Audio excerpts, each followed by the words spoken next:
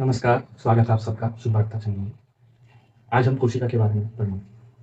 कोशिका विज्ञान, जिसे अंग्रेजी में साइटोलॉजी बोलते हैं।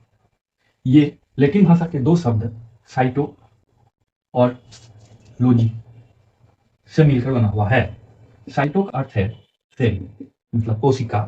लॉजी का मतलब है टू, स्टडी। जीव विज्ञान की वो शाखा जिसके अंतर्गत हम कोशिका के कार्यों और उनके संरचनाओं के बारे में अध्ययन करते हैं, कोशिका विज्ञान कहते हैं। कोशिकाओं की संख्याओं के आधार पर जीव 2 प्रकार के होते हैं। पहला, एक कोशिकीय जीव। एक कोशिकीय जीव एक ही कोशिकाओं से मिलकर बने होते हैं। इनके कुछ उदाहरण हैं: जीवाणु, यीस्ट,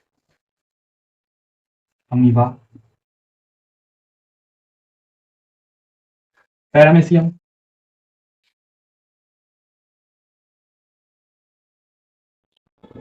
पेनिसिलम,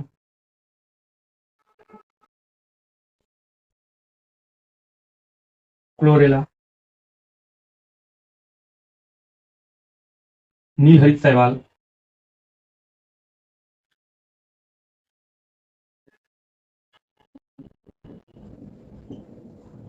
आदि। जबकि बहुकोशिकीय जीव में कवक आ जाएंगे, पादप, जंतु, मनुष्य, ये सभी आ जाते हैं। संसार की सभी जीव कोशिकाओं से मिलकर बने होते हैं। कोशिका सभी जीवों के मूलभूत संरचनात्मक एवं कार्यात्मक इकाई है। कोशिका अर्धपारगीमी झिल्ली से बने होते हैं और स्वयं से ही एक नई कोशिका का निर्माण करते हैं। ये था कोशिका के बारे में। सबसे पहले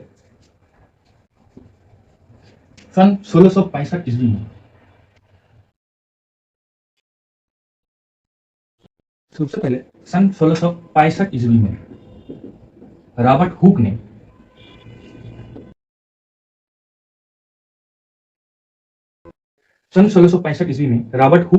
स्वनिर्मित सूक्ष्मदर्शी से कांच की पतली काट जब देखा तो उन्हें मधुमक्खी के छत्ते जैसी संरचनाएं नजर आई। साथ ही ये संरचना हेक्सागोनल स्ट्रक्चर की थी।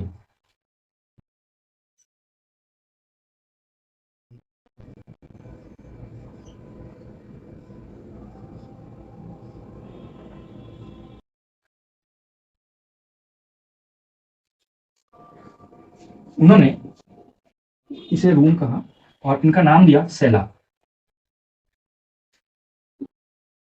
इन्होंने इन प्रकोष्ठों को नाम दिया सेला, लैटिन भाषा में, जिसका अर्थ है सेल। ये क्वाक टिश्यू है। क्वाक टिश्यू को उन्होंने जब काट के देखा तो इस तरह से हेक्सागोनल स्ट्रक्चर उनको मिला। Hexagonal structure. उन्होंने इन प्रकोष्ठों को, ये छोटा छोटा रूम है जिसे प्रकोष्ठ बोल सकते हैं शुद्ध हिंदी में, इन प्रकोष्ठों या रूम को सेला नाम दिया, जिसका अर्थ है सेल। क्वाक टिश्यू की पतली काट को उन्होंने स्वनिर्मित सूक्ष्मदर्शी से देखा तो उन्हें मधुमक्खी के छत्ते जैसे हेक्सागोनल स्ट्रक्चर नजर आए।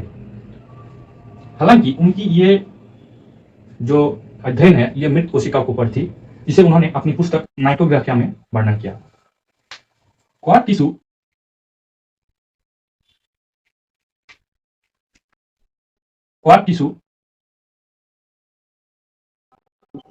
ये क्वार्कस साबर ऑक बोल देते हैं। क्वार्कस साबर नामक वृक्ष की छाल से प्राप्त होता है। 1674 ईस्वी में 1674 ईस्वी में एंटनी ल्यूवेनहॉक ने इसी सूक्ष्मदर्शी की सहायता से सर्वप्रथम जीवित कोशिका की खोज की। इन्होंने तालाब के पानी को जब सूक्ष्मदर्शी की सहायता से देखा तो उनमें कुछ हलचल करती वस्तुएं नजर आई। इन हलचल करती वस्तुओं को उन्होंने एंटी मैल्क्यूरी नाम दिया, जिसे बाद में बैक्टीरिया कहा गया। इसके साथ ही उन्होंने दांत के प्लेट को निकालकर सूक्ष्मदर्शी की सहायता से देखा तो उसमें भी हलचल करती वस्तुएं नजर आई। साथ ही उन्होंने शुक्राणुओं, आरबीसी आदि की भी अध्ययन किया। उनके इन सभी अध्ययनों के कारण उन्हें फादर ऑफ बैक्टीरियोलॉजी कहा गया। हालांकि मॉडर्न बैक्टीरियोलॉजी का जनक स्वानसन को माना जाता है। मॉडर्न बैक्टीरियोलॉजी का जनक स्वानसन को माना जाता है। और अगर वहीं हम भारतीय कोशिका विज्ञान के जनक की बात करें, तो ए के शर्मा नाम आता है। ए के शर्मा का नाम आता है, याद रखिएगा। कोशिका सिद्धांत के बारे में हम लोग अभी पढ़ते हैं। सन 1824 में ड्यूक्रेचेट ने कोशिका सिद्धांत पर प्रथम विचार प्रस्तुत किया। उनके अनुसार एक कोशिका का विभाजन होकर बहुत सारे कोशिका का निर्माण होता है। एक कोशिका का विभाजन होकर बहुत सारे कोशिका का निर्माण होता है।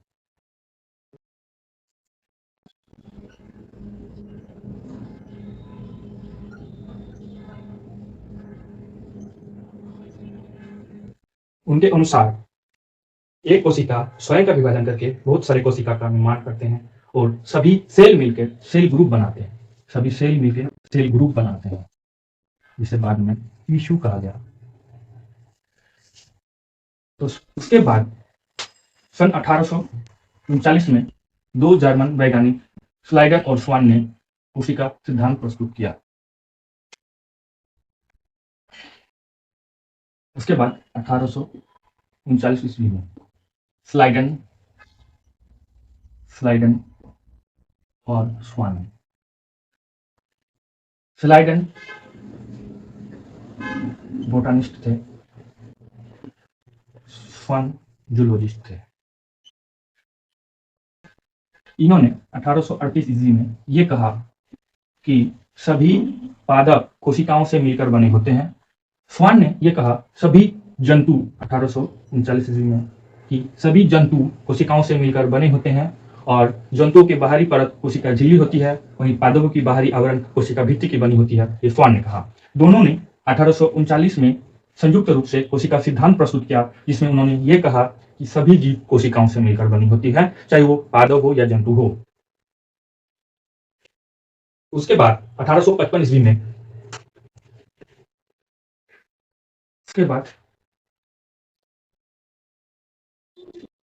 1855 ईस्वी में जर्मन पैथोलॉजिस्ट रुडल्फ बिर्चो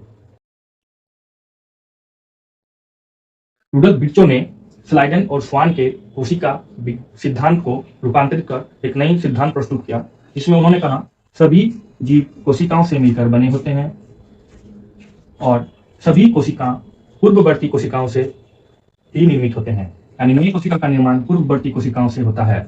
उन्होंने एक लैटिन भाषा में कहा ओमनिस सेलुला ई सेलुला। ओमनिस मतलब प्री एग्जिस्टिंग, सेलुला मतलब सेल, ई मतलब टू और यहाँ सेलुला मतलब सेल। मतलब पूर्ववर्ती कोशिकाओं से नई कोशिका का निर्माण होता है। पूर्ववर्ती कोशिका को हम लोग मातृ या पितृ कोशिका कहते हैं, पेरेंट सेल, जबकि नई कोशिका को हम लोग डॉटर सेल कहते हैं। नई कोशिका को हम लोग डॉटर सेल कहते हैं। तो पहली बार रुडल्फ बिर्चो ने यह कहा कि कोशिका का विभाजन होता है और नई कोशिका पुराने कोशिका का विभाजन करने के फलस्वरूप निर्मित होते हैं। रुडल्फ बिर्चो ने कहा कोशिका का विभाजन होता है और कोशिका पूर्ववर्ती कोशिका की जैसी कोशिकीय संरचना होती है, नई निर्मित कोशिकाओं का संरचना भी वैसे ही होती है, उनकी आकार संरचना समान होती है। सबसे पहले ये बात रुडल्फ बिर्चो ने ही कही थी। विषाणु, वायराइड और प्रोसेन इसके अपवाद है। विषाणु, वायराइड और प्रोसेन इसके अपवाद है। कोशिका सिद्धांत किस नियमों पर ये आधारित नहीं है। अगर हम कोशिका सिद्धांत को देखें तो इन सभी के कोशिका सिद्धांत को मिलाएं, स्लाइडेन और स्वान का कोशिका सिद्धांत सर्वमान्य है। उनके अनुसार सभी जीव कोशिकाओं से निर्मित होते हैं। कोशिका सभी जीवों के संरचनात्मक एवं कार्यात्मक मूलभूत इकाई है।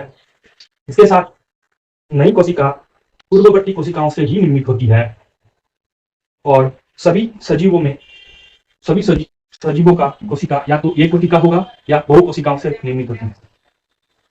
जीवों के अंदर जितने भी जैविक रासायनिक क्रियाएं होती है, इसके फलस्वरूप हम लोग हमारे अंग तंत्र काम करते हैं। तो सजीव के अंदर की सारी जैव रासायनिक क्रिया कोशिका के अंदर होते हैं। इनके फलस्वरूप हम जैविक क्रिया कर पाते हैं, बोल सकते हैं, जैसे हाथ को आगे पीछे मूव कर सकते हैं। तो ये सभी कोशिकाओं के अंदर हो रहे जैव रासायनिक क्रियाओं के फलस्वरूप है।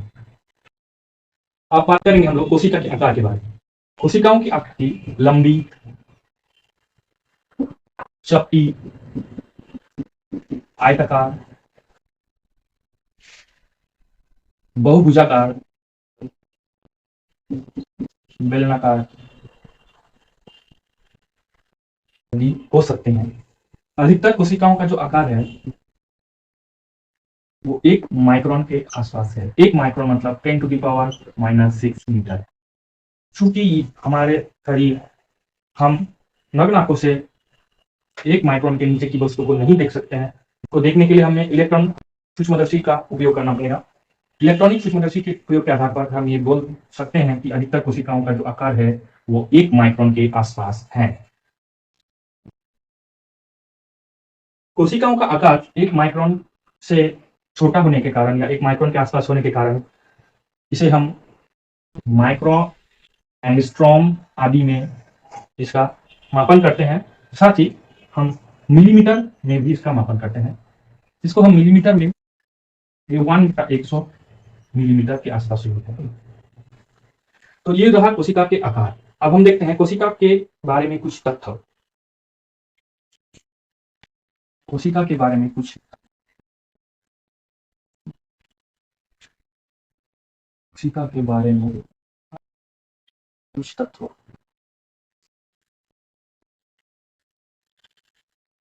संसार की सबसे बड़ी कोशिका ऑस्ट्रिच के अंडे को माना जाता है।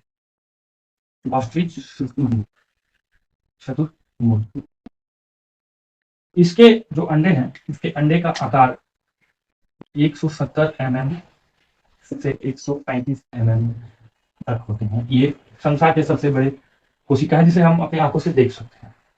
मानव शरीर के सबसे बड़े कोशिका की बात करें तो अंडाणु या डिम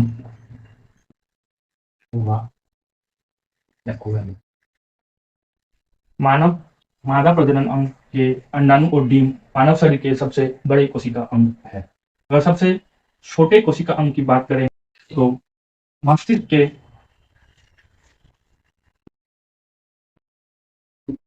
के सेरिबेलम के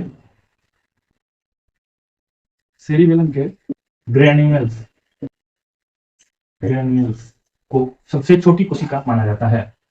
सबसे लंबी कोशिका की बात करें तो मस्तिष्क के न्यूरॉन सेल को माना जाता है। दुनिया के सबसे छोटे कोशिका की बात करें तो माइकोप्लाज्मा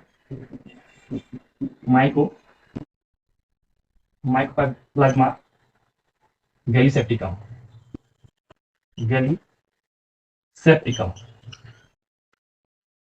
इनके आकार 1 माइक्रोन से भी कम है। 1 माइक्रोन से भी इनका साइज कम है। इन्हें PPLO कहा जाता है। PPLO कहा जाता है। इन्हें MLO भी कहा जाता है। PPLO मतलब प्लीरो न्यूमोनिया लाइक ऑर्गेनिज्म। इन्हें MLO भी कहा जाता है। MLO मतलब मॉलिक्यूल लाइक ऑर्गेनिज्म। इन्हें जोकर बैक्टीरिया भी कहा जाता है। इन्हें जोकर बैक्टीरिया भी कहा जाता है। जोकर बैक्टीरिया भी कहा जाता है।